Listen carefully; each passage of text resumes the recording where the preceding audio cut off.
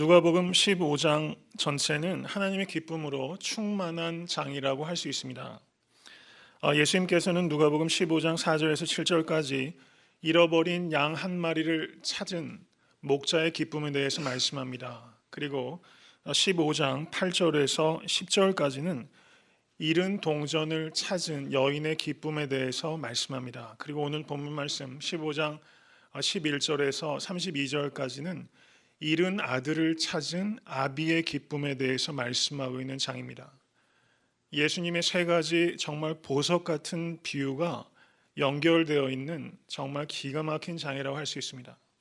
성경 전체 66권 중에서 하나님의 기쁨이 가장 충만하게 나타나고 있는 즐거운 장이 바로 누가복음 15장 말씀이라고 할 수 있습니다. 무려 15장에서만 기뻐하다, 즐거워하다라는 동사가 12번이나 반복되고 있다는 사실입니다. 잃은 양 하나를 찾았을 때, 그리고 잃어버린 동전을 찾았을 때, 잃어버린 아들을 찾았을 때 감격하시는 그 아버지의 마음이 바로 사랑하는 성도님들 한 분 한 분이 하나님의 이름 안에서 찾아졌을 때 느끼셨던 그 감격이라는 것을 깨달으실 수 있게 되길 주님의 이름을 간절히 축원합니다. 누가복음 15장에 연속적으로 나타나는 세 개의 비유는 같은 선율을 연주하는 서로 다른 음색을 가진 세 개의 악기다, 이렇게 표현할 수 있어요. 멋있는 말 아닙니까? 같은 선율을 가지고 있다는 것은 세 개의 비유가 모두 잃어버린 영혼을 찾은 기쁨을 노래하고 있기 때문에 같은 선율을 가지고 있다, 이렇게 말하는 것이고, 서로 다른 음색을 가지고 있다는 것은 제일 첫 번째 비유는 잃은 양을 찾은 성자 예수님의 기쁨을 나타내는 것입니다. 그리고 두 번째 비유는 잃어버린 동전을 찾은 여인의 기쁨은 바로 성령 하나님의 기쁨을 말씀하는 것입니다. 그리고 오늘 본문 말씀에서 잃어버린 아들을 찾은 그 아비의 기쁨은 우리를 찾으신 성부 하나님의 기쁨을 감격적으로 표현하고 있는 것이다, 이렇게 볼 수 있다는 것이죠. 이렇게 같은 선율을 서로 다른 음색을 가진 세 개의 악기로 연주하고 있는 누가복음 15장, 이 15장을 통해서 우리를 향한 하나님의 뜨거운 마음을 우리가 이 시간에 경험하실 수 있게 되기를 주님의 이름으로 간절히 축원합니다. 인간은 누구인가? 그리스도 밖에 있는 인간은 잃어버린 양처럼 길을 잃어버린 존재입니다. 그리고 잃어버린 동전처럼 동전은 자기 스스로 움직이지 못합니다. 무력한 존재가 바로 그리스도 밖에 있었던 우리의 모습이라는 것입니다. 그리고 잃어버렸던 아들과 같이 어리석은 존재, 바로 그 존재가 바로 나라는 사실, 나였다는 사실, 이것을 우리가 깨달으면 되는 것입니다. 길을 잃어버렸고 철저하게 무기력하고 그리고 철저하게 어리석었던 존재, 바로 그 존재, 바로 그 나를 성부, 성자, 성령 하나님께서 찾아오셨다는 사실, 이것이 바로 누가복음 15장을 관통하고 있는 주제라는 사실입니다. 특별히 오늘 말씀 누가복음 15장 11절에서 32절은 예수님의 많은 비유 가운데서도 가장 널리 알려져 있고 그리고 가장 많이 사랑받아온 비유라고 할 수 있습니다. 예수 그리스도를 믿는 성도들뿐만 아니라 주님을 알지 못하는 세상의 사람들도 이 탕자의 비유를 모르는 사람은 없어요. 탕자의 비유는 모두 알고 있습니다. 이 탕자의 비유는 비단 성경 신학을 연구하는 학자들의 연구 주제였을 뿐만 아니라 미술가들의 즐겨 찾는 주제이기도 했습니다. 듀러라는 미술가와 렘브란트, 엄청난 화가입니다. 렘브란트도 바로 탕자의 귀향이라는 제목으로 위대한 걸작을 남기고 있습니다. 그리고 프로크피에프라는 작곡가, 브리텐이라는 작곡가들도 바로 탕자의 귀향이라는 주제를 가지고 위대한 클래식 음악을 작곡했습니다. 그리고 좁은 문이라는 책으로 유명한 프랑스의 작가 앙드레 지드도 바로 이 탕자의 귀향을 가지고 소설을 만들기도 했습니다. 그리고 신은 죽었다라고 말했던 독일의 철학자 니체 역시 이 탕자의 귀향을 가지고 자기의 철학적 주제로 삼았던 적이 있을 만큼 이 탕자의 귀향은 비단 믿는 사람들뿐만 아니라 세상의 예술가들과 철학자들에게도 매우 가치 있는 그런 본문이다, 이렇게 이해할 수 있다는 것이죠. 왜 그런가 하니 이 탕자의 귀향에 관계된 이 짧은 이야기는 인간의 실존적인 상태를 고스란히 드러냅니다. 우리의 정서적인 상태, 인간의 철학적인 문제, 인간의 영적인 문제, 인간의 윤리적인 문제를 매우 깊이 있게 다루고 있다라는 사실입니다. 그래서 저는 이 말씀을 사실상은 여러 번 설교 가운데 말씀을 전하고자 시도했습니다. 근데 그때마다 제가 조금 주저했습니다. 이 30분 그리고 40분 정도의 짧은 설교 시간을 통해서 여기에 있는 그 풍성한 의미를 과연 나는 온전히 깨달을 수 있을까? 그 또 하나의 문제는 이것을 그 시간의 한계 속에서 온전하게 전달할 수 있는 게 가능할까? 좀 뭐라 그럴까? 너무 귀한 말씀 앞에서 조심스러워진다 그럴까요? 굉장히 조심스러운 마음이 있어서 오늘에 비로소 이 말씀을 증거하게 됩니다. 제가 어제 이 설교 말씀을 준비하면서 제가 하나님께 드렸던 기도는 그런 거였어요. 하나님, 제가 목회를 앞으로 20여 년 할 수 있지 않겠습니까? 특별한 상황이 없으면요. 그러면 그 기간 동안에 하나님, 제가 이 탕자의 비유를 가지고 몇 번 설교를 하게 될까요? 그러면 그때마다 이 비유에 대해서 하나님 더 깊이 깨달아 알 수 있도록 주여 인도하여 주시옵소서, 이런 기도를 하면서 오늘 본문 말씀을 준비하게 되더라고요. 제가 이 말씀을 드리는 이유는 우리가 빠지게 되는 착각 가운데 하나는 익숙한 데서 오는 타성입니다. 탕자의 비유는 너무 간단한 이야기로 생각하는 데서 오는 타성, 그래서 깊이 들어가지 못하는 문제가 생길 수 있다는 것입니다.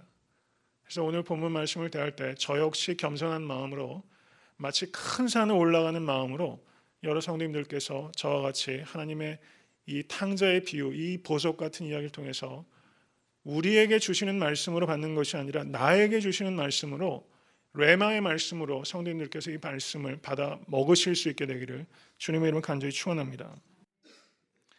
오늘 본문 말씀을 흔히들 학자들도 그렇고 그리고 성경도 요약하기를 탕자의 비유다, 이렇게 요약을 해서 제목을 만들고 있어요. 그런데 오늘 본문 말씀을 유심히 한번 읽어보시면 실질적으로는 오늘 본문 말씀의 주인공은 누군가, 그것은 탕자가 아니라 바로 탕자의 아버지가 오늘 본문의 주인공이라는 사실을 발견하게 됩니다. 왜 그런고 하니 둘째 아들 탕자가 집을 나가서 모든 것들을 다 탕진하고 집으로 돌아온 내용이 15장 11절부터 24절까지 기록되어 있습니다. 그리고 25절부터 32절까지는 탕자는 무대에서 내려오고 첫째 아들이 무대 위로 올라가게 돼요. 그래서 원망하고 불평하고 아버지에게 반기를 들었던 첫째 아들에게 아버지가 대화하는 내용이 그 뒤에 하반부 중간에 두 번째 큰 단락을 차지하고 있다는 사실입니다. 그렇기 때문에 탕자의 비유라고 이름을 붙이는 것은 적절하지 않다는 것이죠. 그러면 오늘 본문의 진정한 제목은 어떻게 붙일 수 있을까? 그것입니다. 탕자의 비유를 영어 성경을 보면 일반적으로 prodigal son 이렇게 이야기합니다. 탕자, prodigal son. prodigal이라는 이 단어는 많이 쓰는 단어는 아닙니다. 그런데 웹스터 영어 사전을 보면 이 prodigal이라는 뜻이 extremely wasteful 이런 뜻이에요. 극단적으로 낭비하는 아들, 허랑방탕한 아들, 탕자, 그렇게 prodigal son 이렇게 제목을 붙이고 있다는 겁니다. 근데 제가 말씀을 드린 것처럼 이 본문의 주인은 바로 prodigal son이 아니라 prodigal father입니다. prodigal father. 역설적인 이름을 제가 붙이는 거예요. extremely wasteful, 극단적으로 낭비하는 아버지가 여기 나타나고 있다는 거예요. 그럼 이 아버지는 무엇을 낭비하고 있는가? 아무런 사랑을 받을 만한 가치가 없는 아들에게 이 아버지는 사랑을 아낌없이 부어주고 있다는 사실입니다. prodigal father, 바로 이 아버지가 우리 사랑하는 성도님들 한 분 한 분을 위해서 아낌없이, 다른 사람은 이야기하죠. 아무 가치가 없는 사람에게 왜 이렇게 투자하십니까? 낭비한다고 이야기하지만 성도님 어떻습니까? 여태까지 살아오면서 누군가를 정말 진실로 사랑하고자 하는 의지가 있었고 그런 사랑을 실제 해보셨다면 사랑하면서 내가 그 대상에게 과도하게 사랑을 주고 있다고 생각한다는 것은 있을 수 없습니다. 정말 누군가를 내가 사랑하고 있다면 내 사랑은 언제나 작고 보잘것없이 느낄 수밖에 없습니다. 오늘 본문에 나타나는 이 아버지는 prodigal father, extremely wasteful, 극단적으로 그 사랑을 아낌없이 부어주시는 그 하나님, 나에 대해서 하나님께서는 아낌없이 사랑을 부어주셨다는 그 사실을 다시 한번 마음 중심으로 받아들이실 수 있게 될 주님의 이름을 간절히 축원합니다.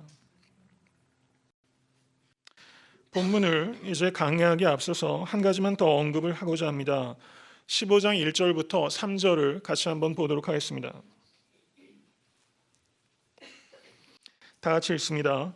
모든 세리와 죄인들이 말씀을 들으러 가까이 나오니 바리새인과 서기관들이 원망하여 가로되 이 사람이 죄인을 영접하고 음식을 같이 먹는다 하더라. 예수께서 저희에게 이 비유로 이르시되 이렇게 말했어요. 바리새인들이 그리고 서기관들이 종교적으로 깨끗하다고 하는 사람들입니다. 이 사람들이 예수님께서 세리와 죄인들과 같이 교제하시고 식사하시는 것에 대해서 못마땅하게 여긴 거예요. 이 문제에 대해서 예수님께서 비유로 가르치신 것입니다. 여기에서 세리와 죄인들은 바로 잃어버렸던 양이요, 잃어버렸던 동전이요, 잃어버렸던 아들입니다. 그러면 오늘 본문에 나타나는 큰 아들은 누구겠습니까? 바로 바리새인과 서기관을 이야기하는 것이죠. 예수님께서 이와 같은 문맥 속에서 이 세 가지 비유를 주시고 계시다는 큰 틀 안에서 오늘 본문을 보아야지만 이 본문의 진정한 의미가 드러난다는 사실입니다. 이제 본문 내용을 찾아보도록 하겠습니다. 성 어거스틴이 이렇게 말했습니다. 사람은 두 가지 부류가 있다라고 성 어거스틴이 말했어요. 첫 번째 부류는 자기를 죄인이라고 생각하는 죄인이 있고, 두 번째 부류는 자기를 의인이라고 생각하는 죄인이 있다, 이렇게 얘기했어요. 사람은 반드시 이 둘 중에 하나 어딘가에 속하게 됩니다. 여기에서 둘째 아들은 자기를 죄인이라고 생각한 탕자였어요. 첫째 아들은 자기를 의인이라고 생각한 탕자였다는 것입니다.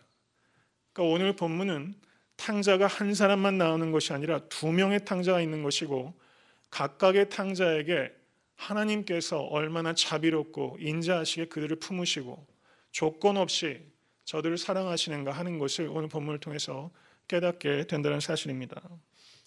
한 아비에게 두 아들이 있었습니다. 그런데 둘째가 아비에게 어느 날 다가와서 이렇게 이야기합니다.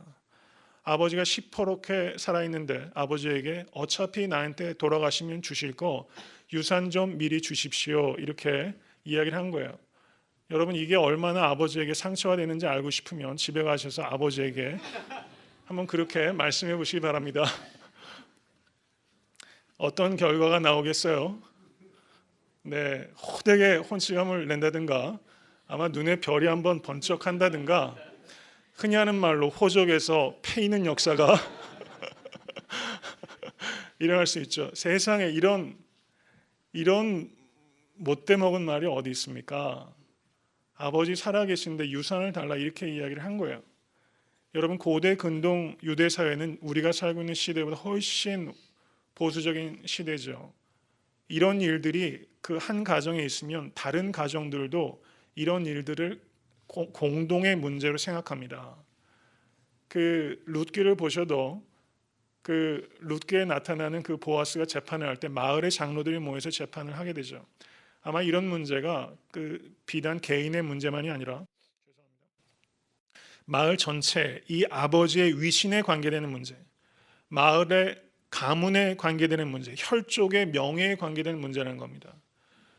그런데 여기에서 이 아버지는 어떻게 합니까? 혼쭐을 내지 않고 우리 가문에서 너는 이제부터는 제명이다, 이렇게 말하지 않습니다. 아무 말씀이 없으세요. 아버지께서 그냥 꿀꺽 삼키셨습니다. 그리고 아들이 요구하는 대로 그 재산을 내어줍니다. 신명기 21장 17절을 보시면 구약 성경은 장자에게 그 다른 아들보다 재산을 2배 물려주도록 법률이 정하고 있어요. 그런데 이 아비에게 아들이 2명 있었기 때문에 큰 아들은 법률적으로 보장된 것이 전체 재산의 3분의 2가 보장된 겁니다. 그리고 이 둘째 아들은 아비에게 아마도 3분의 1을 받았을 것입니다. 아버지가 왜 이렇게 하셨나? 이 사건이 비유적인 사건이라는 것을 우리가 이해해야 됩니다. 이 뜻은 하나님께서는 우리 한 사람 한 사람과 인격적인 관계를 맺기 원하시기 때문에 자유의지를 주신다는 사실입니다. 여기에서 이 아버지는 이 둘째 아들의 황당한 요구에 인격적인 관계를 잃지 않기 위해서 이 위험천만한 자유를 이 둘째 아들에게 주었다는 사실입니다. 우리에게도 하나님께서는 그런 자유를 주셨다는 것을 생각하실 수 있기를 간절히 바랍니다. 그 뒤에 13절을 한번 보세요. 13절에 이 못된 아들 녀석이 그 후 며칠이 못 되어 둘째 아들이 재산을 다 모아가지고, 이렇게 표현하고 있어요. 재산을 다 모아가지고라는 표현은 순아고라는 성경 언어입니다. 근데 순아고란 이 성경 언어가 어떤 뜻인가 하니 현금으로 바꾸다 이런 뜻이에요. 캐시로 바꾼 겁니다.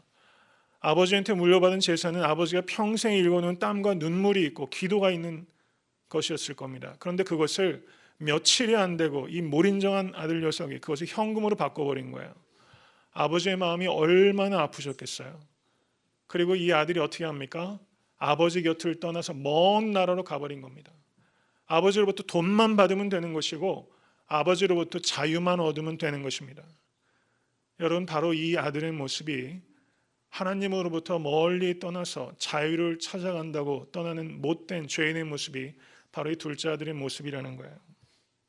그런데 그 뒤에 어떤 일이 벌어집니까? 먼 나라에 가서 거기서 허랑방탕하였다. 그리고 재산을 다 허비하였다. 다 없이 한 후 그 나라에 크게 흉년이 들어서 저가 비로소 궁핍한지라, 이렇게 기록합니다.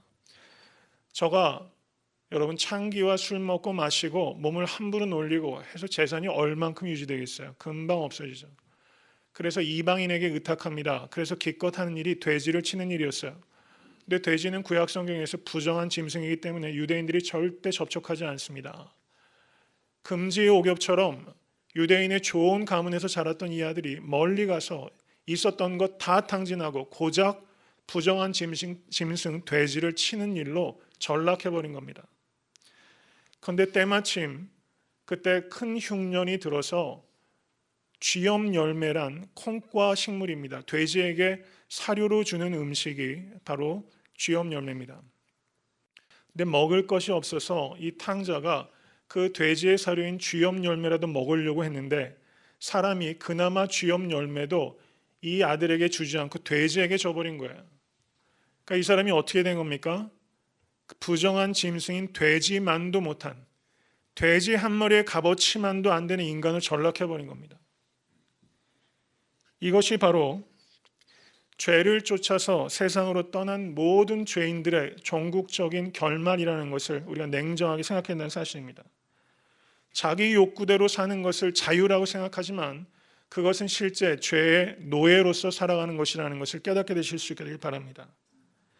내가 주인이 돼서 살 수 없습니다. 사람은 하나님의 종이 되어서 살던가 아니면 사탄의 종이 되어 살던가 의의 종이 되던가 불의의 종이 되던가 그 둘 중에 하나를 선택하게 됩니다.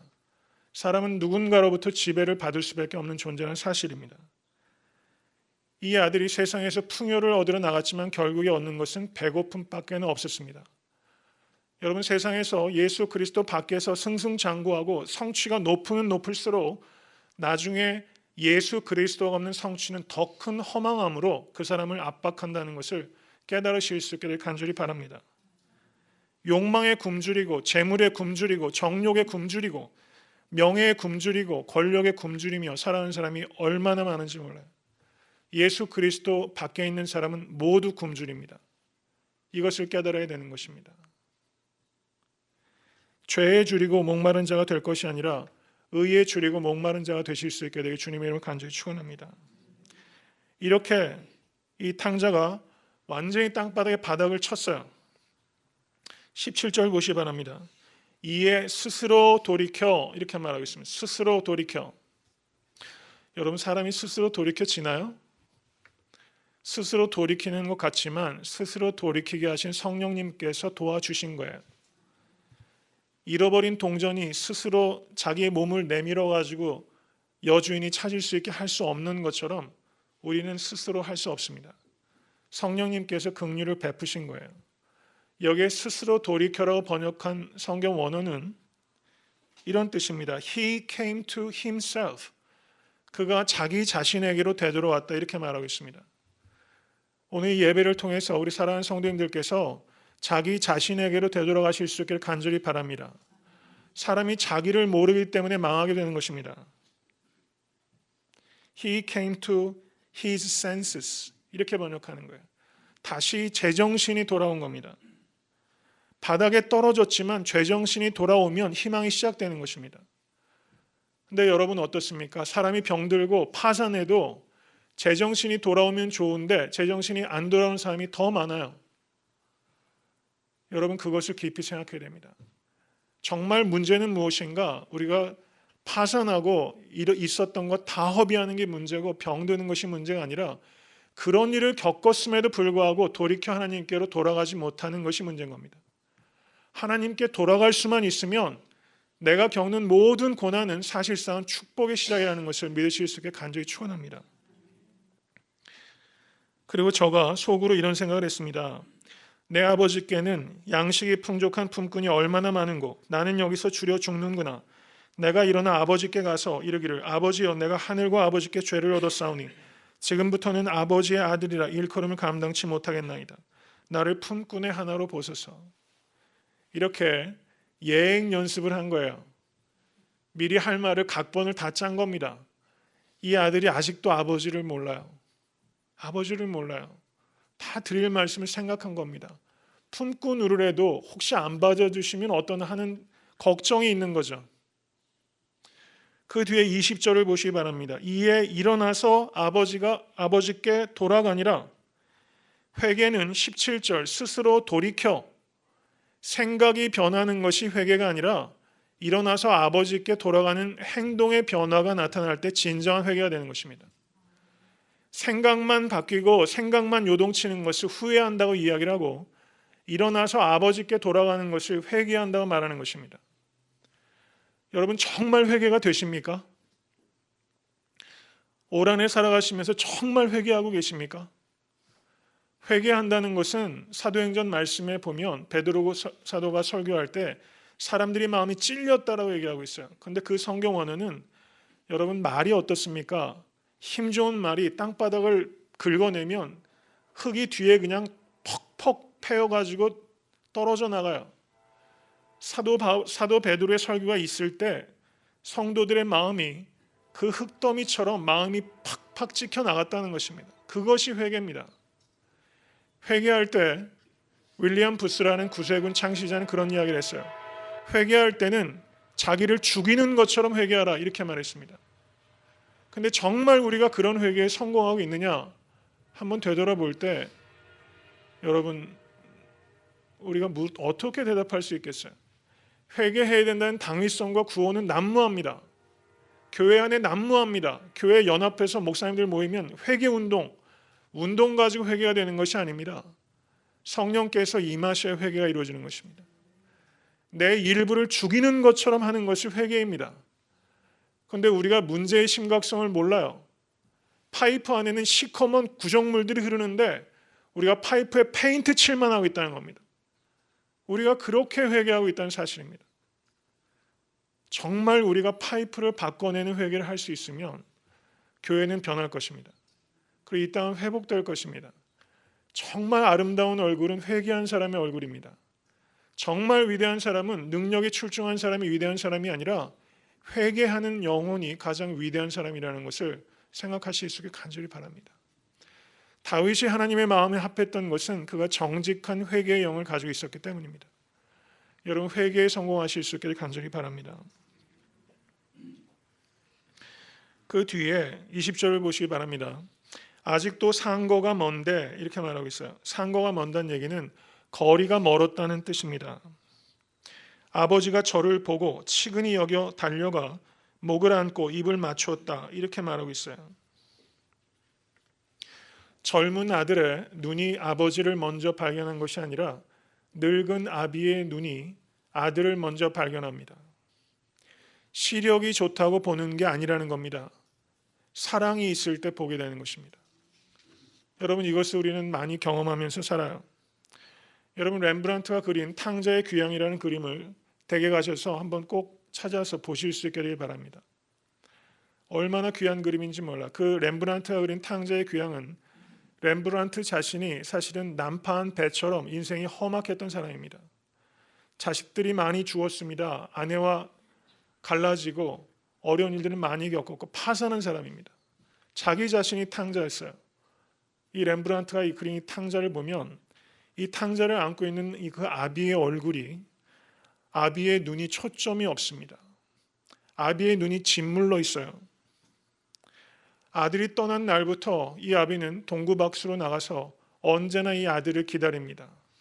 아들은 아버지의 유산을 요구하고서 아버지의 관계를 절연하고 떠났지만 이 아비에게는 이 아들이 언제나 아들이었습니다. 그래서 아비의 늙은 눈은 사랑으로 짓물릅니다. 근데 이 아들이 드디어 돌아온 것입니다. 건강한 아들의 눈은 아버지를 식별하지 못하지만 상과가 먼데 이 늙은 아비의 사랑의 눈은 이 아들을 먼저 발견하게 된다는 사실입니다. 여인이 어찌 그 젖먹는 자식을 잊겠으며 자기의 태에서 난 아들을 긍휼히 여기지 않겠느냐. 그들은 혹시 잊을지라도 나는 너를 잊지 아니할 것이다. 여러분, 이 아비는 이 탕자를 한 번도 잊은 적이 없다는 사실입니다. 그리고 이 아버지가 치근히 여겼다라고 성경은 기록하고 있어요. 여기에서 치근히 여겼다는 성경 원어는 제가 몇 주 전에 설교했던 문둥병자를 보셨을 때 예수님께서 민망히 여기셨다 했을 때 그 성경 원어가 기억하십니까? 스프랑크니조마이란 단어예요. 그런데 여기에서 아비가 치근히 여겼을 때 이 단어가 스프랑크니조마입니다. 스프랑크나가 사람의 내장기관을 이야기하는 거예요. 여기에서 이 아비가 자식이 남루한 모습으로 비참하게 돌아온 모습을 보고서 이 아비의 간장이 찢어지고 뒤틀리는 고통을 느낀 것입니다. 예수 그리스도께서 문둥병자를 보셨을 때 민망히 여기셨습니다. 그래서 만지면은 부정하다고 율법이 금하고 있는 문둥병자에게 예수님께서는 굳이 손을 대셨어요. 예수님의 치근히 여기는 마음이 손을 내미는 것을 억제하지 못했습니다. 오늘 본문에서 이 아비는 그 아들을 사랑하고 치근히 여기는 마음이 달려가게 했다는 사실입니다. 건강한 다리를 가지고 있는 이 아들은 아비에게 터덜터덜 회안을 가지고 걸어오지만 늙은 아비는 그 약한 다리를 가지고 아들을 향해서 달려간다는 사실입니다. 여러분, 이 사실을 생각하실 수 있게 간절히 바랍니다. 그런데 그 당시에 이 고대 근동에서는 나이가 20만 넘어도 남자들이 뛰어가질 않아요. 채통 없는 얘기예요. 조선시대 때도 양반이 20살이 넘는데 뛰는 법이 있겠습니까? 고대 근동에서 이분은 더군다나 나이가 많고 그리고 재력이 상당한 마을의 유지요, 마을의 원로입니다. 긴 옷을 입고 있어요. 그런데 이 아버지가 사랑으로 짓문 그 눈을 가지고 긴 옷을 부끄러움도 없이 수치도 없이 걷어 올리더니 종들 앞에서 달리기 시작한 겁니다. 여러분 아버지 한번 생각해 보세요. 혹시 이미 세상에 안 계신 아버지들 많이 계시지 않습니까? 연로하신 아버지께서 눈도 흐린데 아버지가 몸을 그 약한 다리를 가지고 나를 향해서 흙먼지를 일으키면서 달려오고 계세요. 얼마나 위태롭습니까? 근데 이 아버지가 달려오지 않을 수가 없는 것입니다. 여기에서 달려오신 아비는 바로 십자가 위에서 우리에게 달려오시는 하나님의 사랑이라는 것을 깨달으실 수 있게 되기를 간절히 축원합니다. 부끄러움을 내려놓으시고 달려오신 예수 그리스도. 여러분, 상상도 하기 싫지만 다른 사람들 앞에서 갓난아기도 아닌데 옷이 벗겨진다는 것, 그거 상상할 수 있는 수치입니까? 예수 그리스도께서는 옷이 벗겨지셨어요. 수치당하는 자들을 덮어주시기 위해서 본인은 옷이 벗겨지신 것입니다. 예수 그리스도께서 몸이 찢어지셨습니다. 무덤 위에서 걸어서 귀신 들렸던 사람이 돌로 자기의 몸을 자해하고 있을 때 예수 그리스도는 자기 파괴적인 인간들을 구원하시기 위해서 자기의 몸을 찢으셨습니다. 예수 그리스도의 십자가는 하나님께서 바로 성도님들 한 분 한 분을 위해서 달려오시는 아버지이시라는 것을 나타내는 사랑의 십자가라는 것을 깨달으실 수 있게 되길 주님을 간절히 축원합니다. 믿음의 주요 또 온전케 하시는 이인 예수를 바라보자 저는 그 앞에 있는 즐거움을 위하여 십자가를 참으사 부끄러움을 개의치 아니하시더니. 사랑하면 부끄러움을 개의치 않습니다. 여러분, 이민생활 하시면서 한번 생각해 보세요. 자식들 공부 가르치고 입히고 먹히기 위해서 우리 부모님들이 사실 부끄러움을 개의치 않고 달리신 적이 있으실 거예요. 한국에서 보릿고개 있을 때 여러분, 우리 어른들, 할아버지 할머니들이 우리 모친과 부친이 어떠셨어요? 부끄러움 개의치 아니하시고 달리셨기 때문에 우리가 이 자리에 있는 겁니다. 여러분, 사랑하면 부끄러움을 개의치 않고 달릴 수 있게 돼요. 부모가 되면 자식 때문에 부끄러움 개의치 않고 달릴 수 있게 됩니다. 여러분이 만약에 탕자였다 한번 생각해 보세요. 흙먼지를 일으키고 아버지가 달려옵니다. 만약에 제 같았으면 그냥 마음이 먹먹했을 것 같아요. 그리고 한 생각이 떠올랐을 겁니다. 내가 도대체 뭘 했나? 내가 뭘 했나? 그 아버지를 보면서 내가 아버지께 뭘 했나? 이 생각을 비로소 이 탕자가 깨달았을 거라는 사실입니다. 그 뒤에를 보세요. 저를 치긴히 여겨 달려가 목을 안고 라고 말하였습니다. 목을 안고. 안고란 성경 언어가 에피핍토란 단어예요. 에피핍토. 에피란 말은 전치사입니다. 이 말은 뭐뭐뭐 위에 이런 뜻이에요. over 혹은 on, upon 이런 뜻입니다. 핍토란 말은 fall down 한다는 뜻이에요. 거기에 넘어졌다, 쓰러졌다는 뜻입니다. 아버지가 이 탕자에게 달려오셔서 그 몸을요, 이 탕자 위에 덮듯이 아버지가 쓰러져 가지고 안으신 거예요. 영어 성경을 보니까 throw his arms 이렇게 번역했더라고요. 야박하게 안으신 것이 아니라 자신의 몸을 내던지셔서 이 탕자의 냄새나고 그리고 비참하고 남루한 이 아들을 안으셨다는 사실입니다. 여러분, 이렇게 성도가 성도를 안으실 수 있게 되기를 간절히 바랍니다. 그리고 입맞추셨어요. 이 입맞추셨다는 의미는 사무엘하 14장 33절을 보시면 압살롬이 다윗에게 나아갔을 때 압살롬이 다윗의 아들 자신의 형인 암논을 죽였습니다. 그렇지만 다윗은 이 압살롬을 용서하고 압살롬에게 입맞췄어요. 입맞췄다는 사실은 용서했다는 의미가 있는 것입니다. 아비는 이 아들이 하는 얘기를 들어보고 용서하겠다고 결정할 것이 아니라 이미 용서하시고 기다리신다는 사실입니다. 사랑하는 성도 여러분, 이미 용서하시고 기다리시는 아비께 예수 그리스도를 의지해서 나아가실 수 있게 간절히 축원합니다. 그 뒤에 아들이 자기가 준비한 각본대로 이야기하기 시작했어요. 아들이 가로되 아버지여 내가 하늘과 아버지께 죄를 얻어 싸우니 지금부터는 아버지의 아들이라 일컬음을 감당치 못하겠나이다. 하나 말을 중간에 이 아비가 자른 겁니다. 그렇게 구구절절 얘기할 필요 없다. 이 아들이 마지막에 하려고 했던 얘기는 뭐예요? 나를 품꾼의 하나로 보소서. 그게 본론입니다. 좀 먹고 살게 해주세요. 고작 그거 얘기하려고 하는 거였어요. 그런데 아버지가 말을 뚝 자른 겁니다.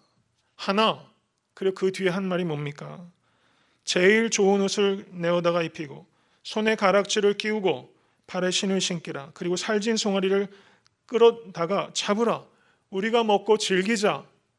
이렇게 아비가 이야기하셨다는 겁니다. 여러분, 우리가 하나님을 아는 것 같은데 하나님을 모릅니다. 이 아들은 이때 비로소 이 아버지가 어떤 분인지를 깨닫기 시작했어요. 이 아비의 이 마음, 우리 번역이 생략되어 있습니다. 그런데 실제 22절을 보시면 아버지는 종들에게 이르되, 그리고 거기에 타쿠라는 성경 원어가 있습니다. 타쿠, 부사입니다. 그 뜻은 quickly 이런 뜻이에요. 개역 한글에도 이 부분이 생략되어 있고 개역 개정에도 없습니다. 그런데 표준세 번역 보니까 어서 이렇게 번역하고 있어요. quickly, 어서. 이게 들어가야지만 그 의미가 삽니다. 아버지의 마음이 분주한 거예요. 어서 이 아들에게 제일 좋은 옷을 갖다 입히고 가락지를 끼우고 신을 신기고 송아지를 잡아다 우리가 잔치하자. 얼마나 이 집에 웃음소리와 생기가 돌았겠습니까?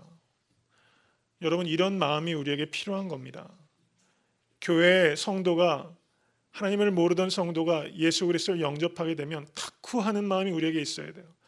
quickly, 서둘러서 대접하고 섬기고 양육하고 견고하게 설 수 있도록 하는 이렇게 서두르는 마음, 이 마음이 바로 하나님의 마음입니다. 이 타쿠의 마음을 가진 자가 영적 리더입니다. 목회자에게 이런 마음이 없이 사역을 한다는 게 얼마나 힘든 일이겠어요. 여러분에게 이 마음이 있으실 수 있길 간절히 축원합니다. 이제 그 뒤에 25절부터 마지막 절까지는 의인이라고 생각한 탕자에 대한 기록이야. 둘째 아들은 자기 죄에 빠졌던 탕자라면 첫째 아들은 자기 의에 빠졌던 탕자입니다. 누가 더 회복하기 어렵겠어요? 많은 경우에 자기 죄에 빠졌던 탕자보다 자기 의에 빠졌던 탕자가 돌이키기 어렵습니다. 이것을 우리가 알아야 돼요. 이렇게 자기 의에 빠진 탕자 같은 성직자와 교인들이 이 시대에 너무 많다는 것을 우리가 봐야 됩니다. 이 아들이 밭에서 일하다가 돌아왔어요. 그랬더니 왁자지껄 잔치 소리가 흥겹습니다. 그래서 벌써 심기가 불편한 거예요. 세상에 무슨 일이 벌어지고 있는가 종에게 물었습니다. 그랬더니 자기 동생이 건강하게 돌아와서 아버지가 살찐 송아지를 내어놓고 잔치를 벌인다는 겁니다. 그랬더니 28절 한번 보시기 바랍니다. 저가 노하여 들어가기를 즐겨 아니하거늘 아버지가 나와서 권한대 라고 말하고 있어요. 그 잔치에 참여하지 않겠다는 겁니다. 그랬더니 어떻게 하셨어요? 안에 있던 아버지가 나오셨어요. 첫째 아들에게 아버지가 나와서 달랬습니다. 둘째 아들 탕자가 왔을 때 상거가 먼데 아버지가 달려가셨고, 첫째 아들 탕자가 잔치집 바깥에 있을 때 이 아버지가 역시 밖으로 나오셔서 다가오신 겁니다. 그랬더니 이 아들이 이렇게 말합니다. 29절 보세요. 내가 여러 해 아버지를 섬겨 명을 어김이 없거늘 내게는 염소 새끼라도 주어 나와 내 벗으로 즐기게 하신 일이 없더니 아버지의 살림을 창기와 함께 먹어버린 이 아들이 돌아오매 이를 위하여 살찐 송아지를 잡으셨나이다. 여기서 섬겨라고 번역된 단어가 둘로오라는 단어입니다. 이 단어가 뜻이 뭐냐면 serve someone as a slave 이런 뜻이에요. 노예로 누군가를 섬기다 이렇게 말하는 겁니다. 여기에서 큰아들이 자기 자신을 노예로 격화시키고 있어요. 내가 여태까지 아버지를 섬겼던 것은 아들로서가 아니라 노예처럼 일한 것입니다. 여러분, 아버지의 마음에 이 큰아들 역시 큰 칼을 박은 겁니다. 그리고 그 뒤에 교묘하게 말을 하고 있어요. 30절에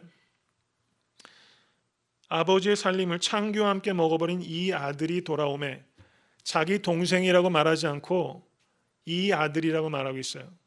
성경 원어는 여기에서 이 아들이 그 지시대명사를 사용해서 문자적으로 번역하면 this your son 이렇게 말하고 있습니다.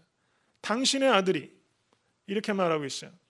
내 아들이 내 동생이라고 말하지 않고 나와의 관계 속에서 이야기하지 않고 당신의 아들이라고 말하면서 이 큰아들이 이렇게 말하겠다는 사실입니다. 여러분, 우리가 살아가면서 얼마나 이렇게 말을 많이 하는지 몰라요. 툭툭 나오는 말들마다 이렇게 말을 교묘하고 아프게 하는 것이 바로 우리의 모습이라는 것을 깨달아야 됩니다. 그때 이 아버지가 이 아들에게 말합니다. 탕자가 돌아왔을 때도 아무런 질책도 없이 그를 안아주셨던 아버지가 큰 아들에게 역시 아무 질책도 없이 말을 합니다. 31절 예, 너는 항상 나와 함께 있으니 내 것이 다 내 것이로되 이 내 동생은 죽었다가 살았으며 내가 잃었다가 얻었기로 우리가 즐거워하고 기뻐하는 것이 마땅하도다. 얘야 이렇게 부르고 있어요. 테크논, 성경원어로 테크논 이런 뜻입니다. My little son 이렇게 얘기하는 거예요. 다 큰 아들입니다. 큰 아들입니다. 예전에 아버지가 나한테 불러주셨던 그 호칭으로 아버지가 이 아들을 부르신 거예요. My little son, 내 귀여운 아들아 이렇게 부르신 겁니다. 그리고 뭐라고 말합니까? 이 내 동생은이라고 말하고 있어요. 큰아들은 자기 동생이라고 말하지 않고 이 당신의 아들이라고 얘기했는데 아버지는 그것을 고쳐주고 계세요.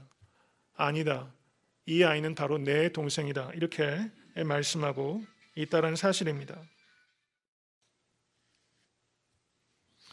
즐거워하고 기뻐하는 것이 마땅하도다. 여러분, 헨리 나우엔이라는 교수를 잘 아시죠?